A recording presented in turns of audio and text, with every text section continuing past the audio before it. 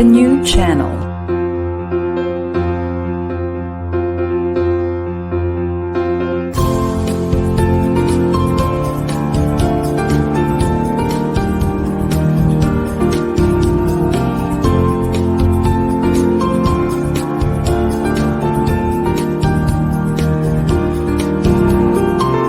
The new channel.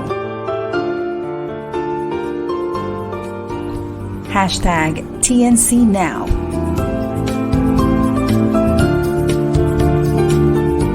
The views, opinions, and insights expressed in the following shows are those of the host, producers, guests, and viewers. They do not necessarily reflect the position of the channel. Viewer discretion is advised.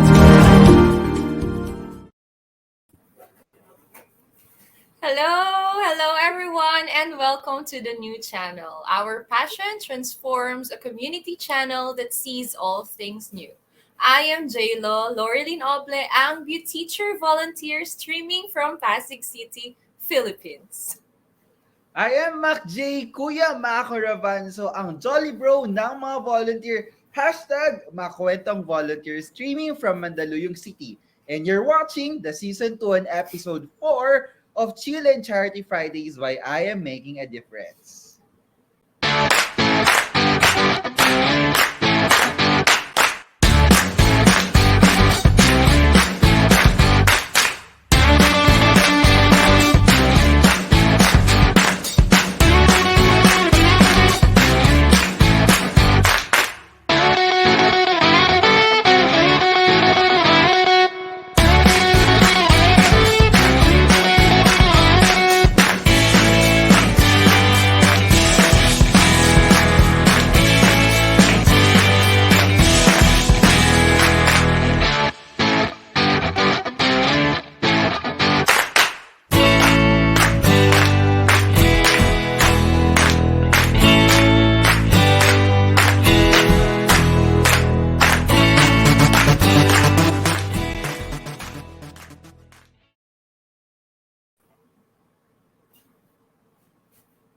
Alright, happy Friday, Chit Chatters, and great things start from small beginnings. And so today or tonight, wherever you are, whatever time zones you have, we start by simply believing that you and I, no matter how big or small you are, and we can make all a difference.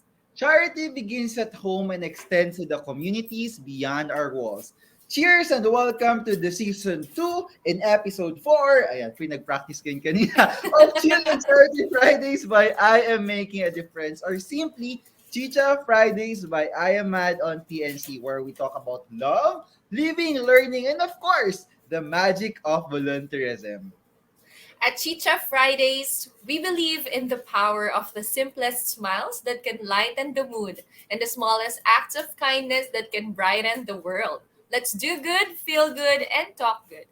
Times 2 because it's our Season 2. Yay! So for those who have just tuned in, join us every Friday at 6 p.m. Philippine Standard Time as we make the start of your weekend lighter and livelier with conversations that go beyond politics and chismis. Mga marites! Ayan!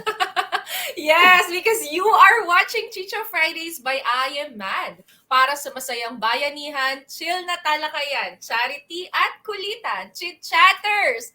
Mad ka na ba? Mad Mad na! Yay! Yay! So it's me Okay. and Yay! Yes, Ang saya Kuya. Kumusta ka Sobrang- naman, Kuya?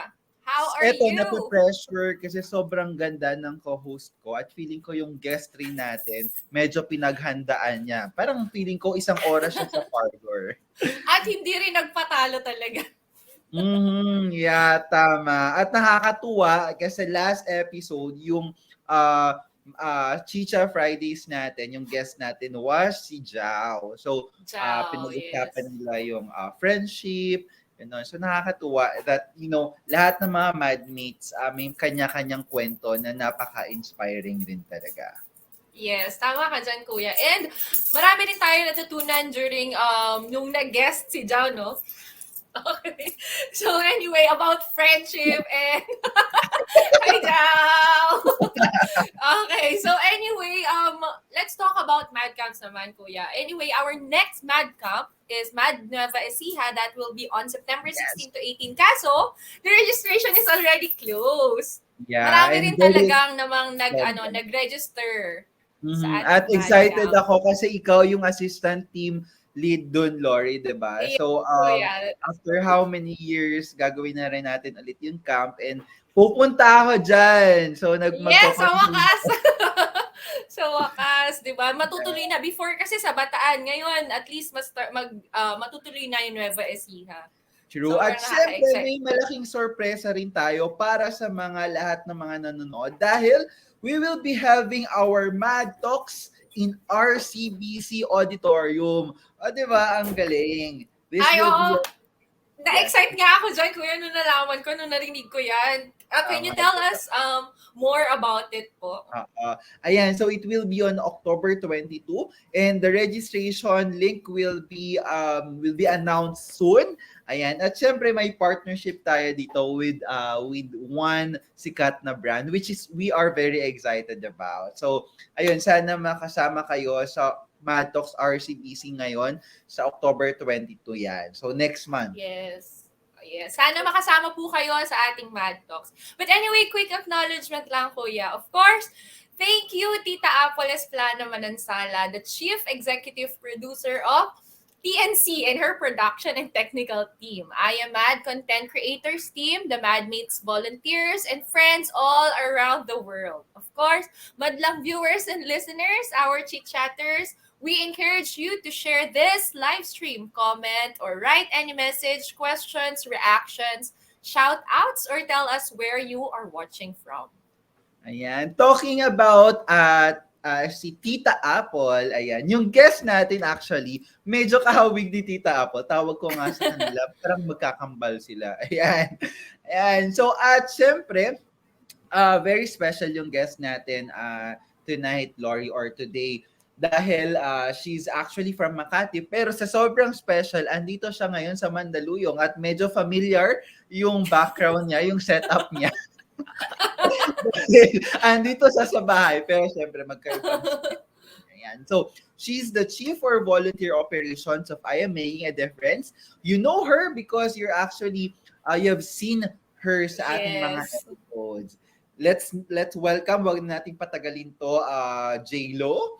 Andito kasama natin ang ating RJ or si Ate Ruth Butad. Welcome! Yeah, welcome, Ate Ruth! Hello! Hello! Talaga nung setup Yes. mo, Ate Ruth. Thank Kaya you nga for background and room. Sorry Yes. po, Rita. Ate Ruth, syempre, bago tayo magtuloy-tuloy sa ating usapan, meron muna kaming mahalagang tanong. At ang mahalagang tanong na to ay lagi nating tinatanong. Of course, chit-chatters, Ate Ruth, mad ka na ba? Mad na! Ay, kulang ba energy ko? Kailangan tasan. Oo nga, ulit. Chit-chatters, Ate Ruth, mad ka na ba? Mad na! Ayan. Yay! Okay, syempre mag-start tayo with our quick hello and GTKY, the getting to know you. I am Mad, ano ba to?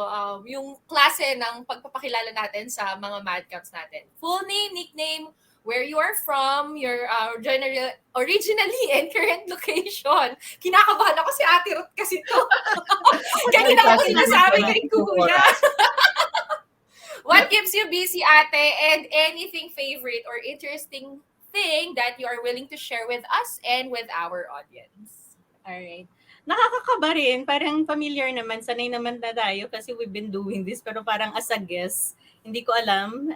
But let's see. I'm hoping na tuloy-tuloy lang. But anyway, yeah, the usual GTKY. So kilala nyo na ako. Ako si Ate Ruth. And I have another nickname, RJ, ng Chicha Fridays.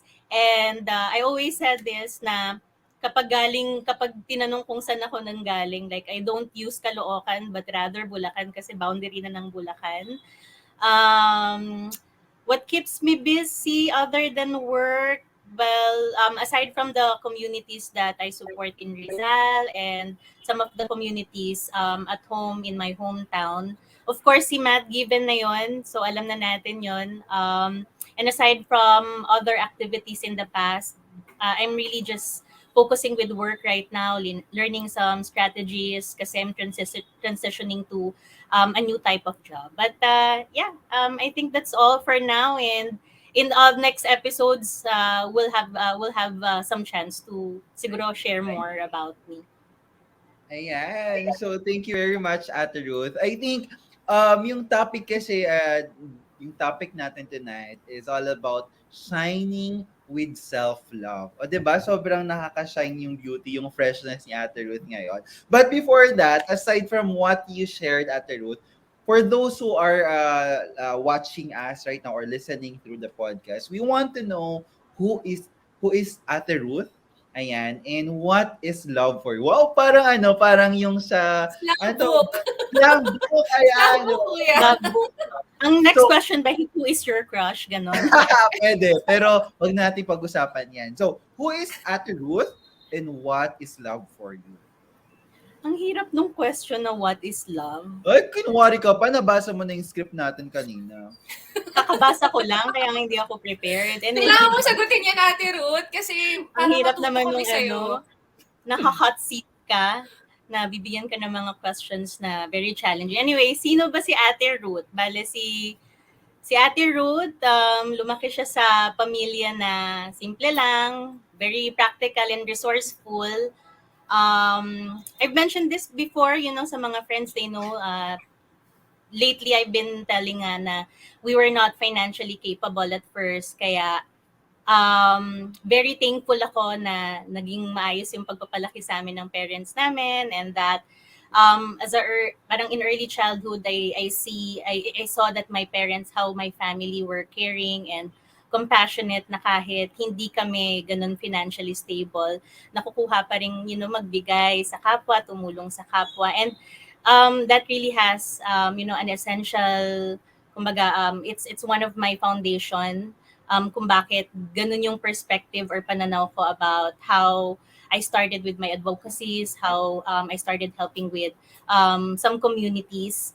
And of course, especially yung mom ko, she was the one who continuously or who always remind us na maging kontento ka lang, na kung anong meron ka, kung meron kang bubong na tinitirahan, may nakakain ka kahit hindi 3 beses sa isang araw, humihinga ka, those are like, small gifts, or those are blessings that you can consider. And as early as parang bata pa lang, I have established yung foundation about faith. And kanina nga hindi ko na mention na yun nga, we came from, or I grew up in a family na non-orthodox, or it's like a Jewish or Messianic Judaism faith. And it's also part of kung bakit ganun yung perspective ko about life and about people. About love, I mentioned something about yung background ko, kasi love really for me, we know it's intangible, it's an abstract term, hindi, ang hirap siya i-define. And we know already na love comes in many forms, and it comes in different shape. We have learned different kind of love in in our families, or experienced kind of love to someone, to our loved ones, to our advocacies, to people that we love, definitely. So ang hirap nung tanong, actually.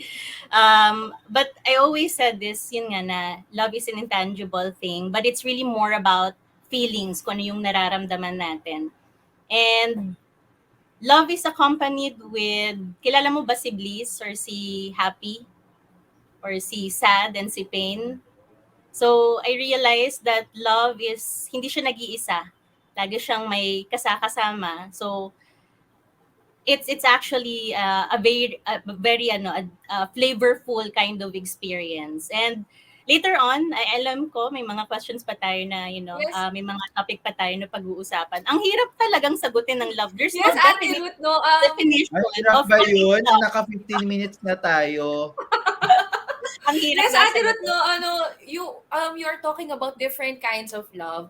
So, let us start naman with self-love. How did you start self-love? And what was your experience in loving yourself? Iyak ba ako ngayon? Parang naiiyak kayo. Ayun, yun na-mention ko about my background, about my family. Kapag galing ka kasi sa pamilya na parang bata ka pa lang na-establish na yung priority sa buhay, na everyday kasi ang priorities ko is paano makasurvive, kailangan ma-fulfill mo yung basic needs mo. So, I grew up like that. Hindi ko actually nananaisip yung sarili ko, and I hate to admit it, pero parang late ko na na-realize na important pala yung self-love. Important pala na alam mo kung paano mahalin yung sarili mo and paano mahalin yung sarili mo. And it really,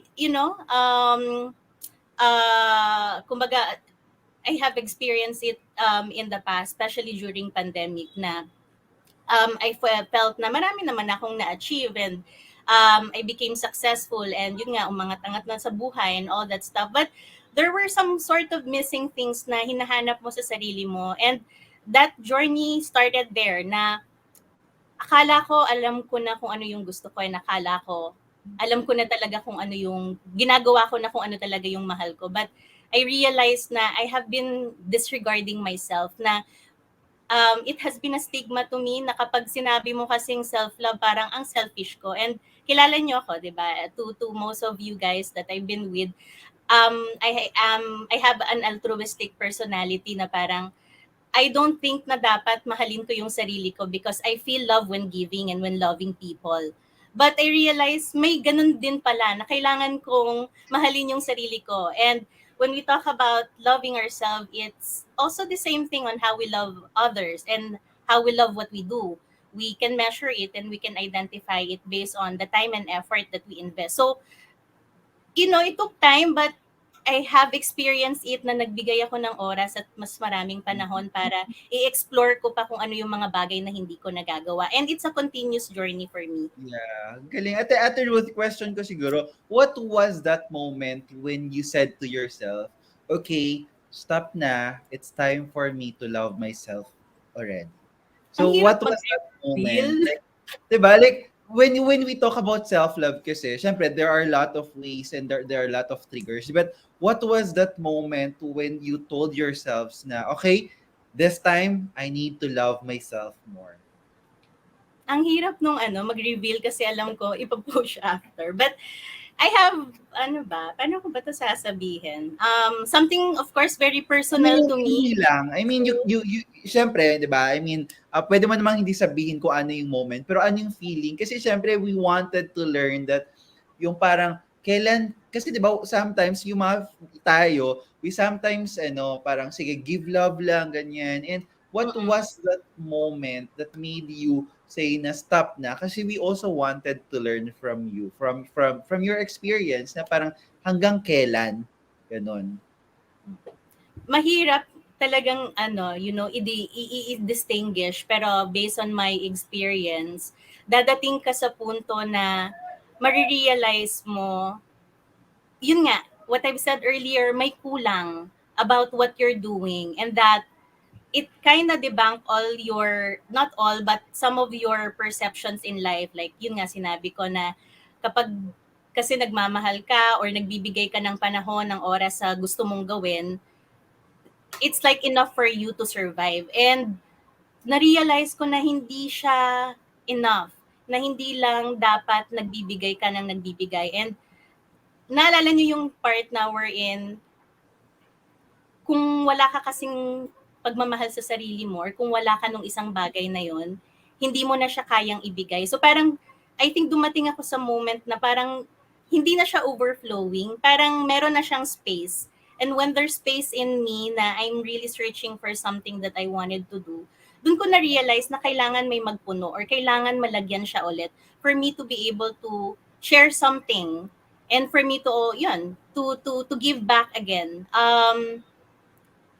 So it's not an overnight na bigla mo na lang ma-realize na I'm done with everything. I think I have already gave my time and effort. I've been providing the needs of, people who are dependent on me, yung mga basic things.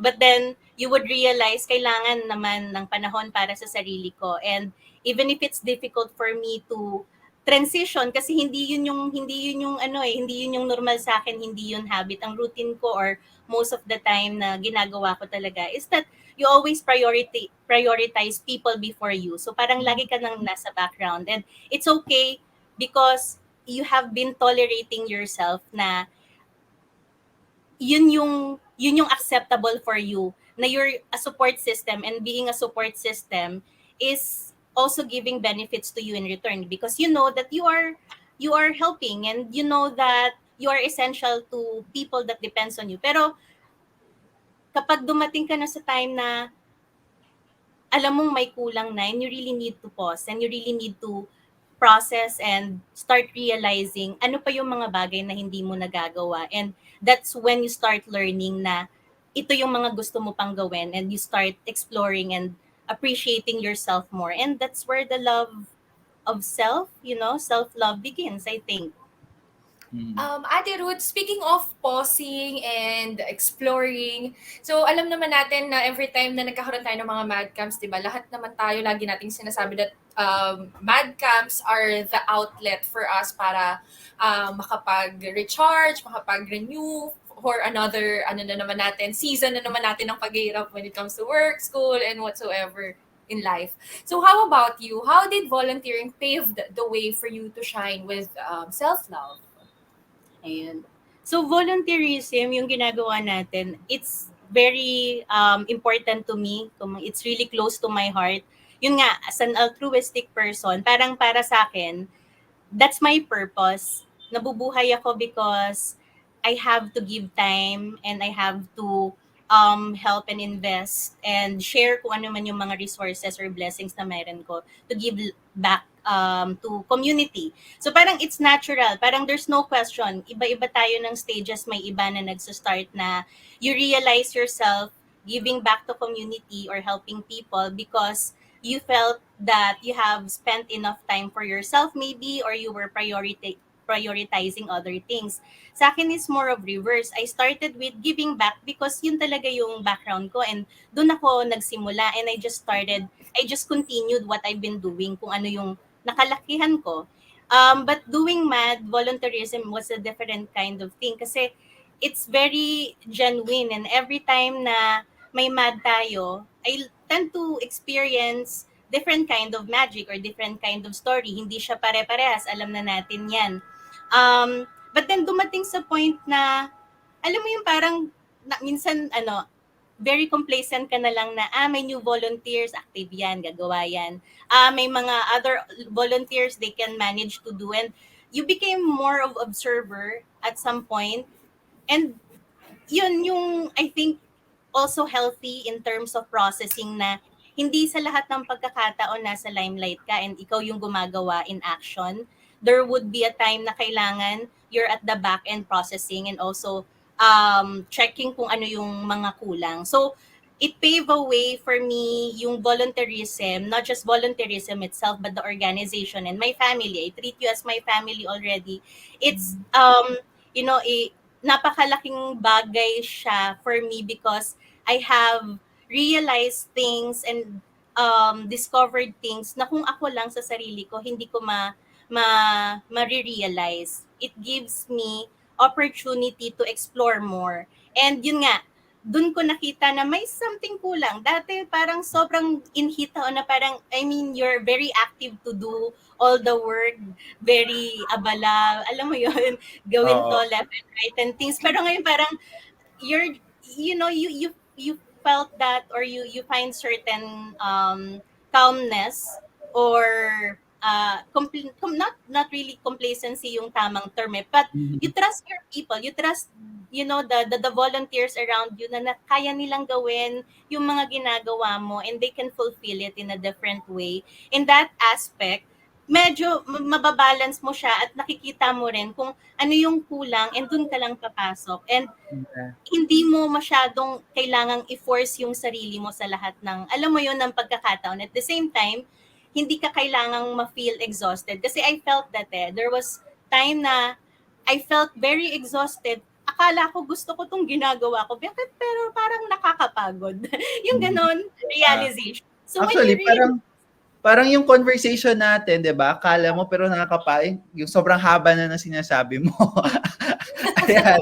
But yes, Ate Ruth, I mean, ang dami ko pang tanong, ang dami pang pwedeng i-share about self-love and how I am making a difference in helping us, discover how should self-love be, and katulad ng experience mo in I Am Mad, yung mga volunteers mo. But given the limited time, Ate Ruth, what is your, valuable realizations or mga learnings or advice in shining with self-love? Or if you have like final words, kasi sabi ni Direk Shin, kulang na daw tayo sa oras. Ayan, wrap up na daw. So any final message para sa mga nanonood natin on, nasa stage sila ng buhay nila na parang kailangang mahalin rin nila ang sarili nila? ayun nga, kagaya nung sabi ko, kapag wala ka nung isang bagay na yon, hindi mo yun kayang ibigay. And lagi it's like a cycle eh. Hindi naman pwedeng buo ka lang ng pagmamahal. And there will be part or phase in our life na kailangan talagang hanapin mo yung sarili mo and maintindihan mo ng mas maigi yung sarili mo para alam mo kung paano mas mafulfill mo pa. And in terms of volunteerism and advocacies, when you felt that, you have enough love, dun ka talaga makakapag-function ng mas maayos. And so, every one of us, there's no exact formula for that. It's a process. May mga times na we have to really just find it and really pause and step back to process kung anong stage na ba tayo ng buhay natin. But it's always essential to give time, effort for ourselves, hindi lang para sa mga ginagawa natin para sa ibang tao. And when you feel that you have enough love, then you can definitely give that much love also dun sa mga bagay na ginagawa mo, like advocacies and volunteers that we do. Ang galing. Like, ang dami kong nakuha doon, Ate Ruth. Like, pero for me, siguro, just my key takeaway. Siguro isa lang, Lorrie, J-Lo. Sa akin, tama yung sinasabi nila that you cannot give what you do not have.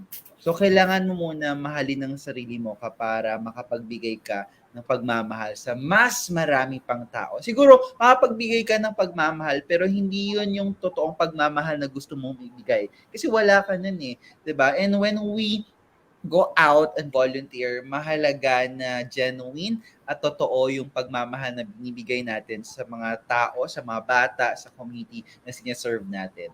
At kailangan nga simulan yon sa sarili natin. And that's what you call self-love. Yes, exactly. Parang you will really feel love when you, of course, when you start loving yourself and when you give it to others. Hindi lang naman kasi when it comes to relationship, with the family, pero syempre with also giving with others. Yun yung kasi meron tayo sa MAD eh. Yung parang Yeah. kahit na kulang tayo ng pagmamahal, andyan yung grupo natin na we fill in those Fulfill. pagkukulang na yun. Yes, the fulfillment that we have. Tapos, we're also giving that to other people. So, para sa akin, yun yung love na gustong ibahagi sa atin ni Ate Ruth for today. Tama. At syempre, hindi nagtatapos ang Chicha Fridays kung wala Chicha Minute at pinaghandaan ni Lorrie to. Ayan, meron siyang hinandang Chicha Minute sa'yo. Natakot ako kasi si Ate Ruth to eh. Pero so, Ano ka ba? Hindi nga tayo, Nagbigay ng idea. Actually, kay Wino galing Yes. yung Chicha Minute. Exactly. Yes. Yung Medyo gagawin natin. nag-rattle na ako kanina kasi sabi ko si Ate Ruth to parang hindi ko kaya. But anyway, ito na Ate Ruth. We only have 3 questions for you. So gagawin lang natin ito ng mabilisan. Ang fun segment na ito ay tinatawag nating Ruth or Dare. Ruth or Dare! Truth or dare. Ano ba yan? Okay. Pagka masasagot mo ang question, Feeling ko inisip ni Wino to. Pagka kaya mo sagutin yung question, Ate Ruth, then okay, next question tayo. Pero pagka hindi, you will choose from Ruth or Dare. Tapos Ano merong yung question dare? si Kuya Parang Maco challenge sa'yo. yung dare. Okay, sige. Sige, Surprise! let's have But something. anyway, let's have our first question. Happy ba ang puso ng Ate Ruth natin ngayon? Yes Ruth? or no? Ruth Ruth. or Dare? Ruth or Dare? Ruth. Ruth. Okay. Matapang si Ate Ruth. Next, second question for you. Masasabi mo bang sobra magbigay ng pagmamahal si Ate Ruth? Ruth or Or Dare? Dare? Ruth, Ruth. Ba yan? Wala kang Dare? Ayan. Ayoko ng Okay. dare. Hindi, pero Ruth talaga. Okay, and Okay, last last question. Sige, madali na lang to kasi since si Ate Ruth to. Mad na mad ka na ba for 2022, Ate Ruth? Ruth, of course, Ruth. Yay! Parang- Yun lang kasi Parang yung natatakot fun ako segment pagka- natin because ako hindi ganun ka-fun. Kasi Ano ba Ate yun? Ruth, medyo naglilimit ako ng mga pwede ko sabihin. Pwede na lang natin sa personal natin gawin. Hindi, to. Mahal mo pa ba siya? Ruth or Dare? Sino? O sige na nga. Anyway, magpasalamat po tayo, Lorrie. Yan ang ayokong itanong. No chismis, walang chismis dito. Chicha, Fridays. Okay, so sige. Dare, ano yung dare? Part ba yan? Hanggang 3 lang, di ba? Hindi kasama yung... Ruth or Dare lang. sentence Tatlong natin, questions. diba? Lahat nga So ano Ruth. yung dare? Dare nga, dare. Hindi ko alam Wala paano nang sabihin oras. eh. Okay, Next yes. time ka na namin good bibigyan thing. ng Dare, Ate Ruth. Say by the bell, better. Ayay. But anyway, thank you so much, Ate Ruth, for today. We really learned a lot from you. Yay! Thank you as well for having me here. Thank you. Alright, so anyway, yun na nga. Thank you for joining us in this episode of Chicha Fridays by I Am Mad on TNC. Get to know more of I Am Mad or Making a Difference and support our initiatives by following and messaging us on Facebook. Facebook.com/I Am Making a Difference or email us at iammadph@gmail.com. You may also listen to our volunteer stories on podcast directly and no sign-in required via anchor.fm/I Am Mad or search Mad Talks Podcast by I Am Making a Difference on Spotify or Apple Podcasts and start your mad audio habit. Yes, at nawala nga yung ilaw ko kanina. Kaya in-adjust ko pa. I am MacJ Kuya Maco Ravanzo, ang Jolly Bro ng mga volunteer #Makwentong Volunteer Streaming from Mandaluyong City. So this is Chill and Charity Fridays by I Am Mad on TNC where we talk about love, living, and learning. Learning, and of course, the magic of volunteerism. Let's do good, feel good, and talk good. And remember, charity begins at home and extends to the communities beyond our walls. Join us again next time as we make the start of your every weekend lighter, lovelier, with conversations that go far beyond politics and chismis. I am J.Lo, Lorrie Ople, ambient teacher, volunteer streaming from Pasig City, Philippines. And this has been Chicha Fridays by I Am Mad para sa masayang bayanihan, chill na talakayan, charity at kulitan, chit-chatters, MacJ! Mad ka na ba? Bye na! Bye! Happy weekend! Okay, thank you!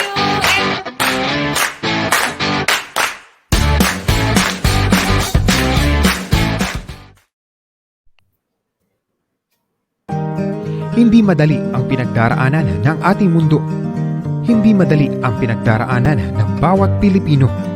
Hindi madali ang humugot ng pag-asa sa panahong lubhang nakababahala. Ngunit sa kabila ng lahat, piliin mo pa rin na ang mga mata ay imulat. Piliin mo pa rin na ang kapwa ay sabay na iangat. Magbahagi ng tulong na nararapat. Hindi madali ang lahat. Ngunit anuman ang pinagdaraanan, nasa kamay at puso mo kung paano malalampasan. Maging bida para sa iba. Maging bida para sa isa't isa. Maging bida sa pagbibigay ng pag-asa.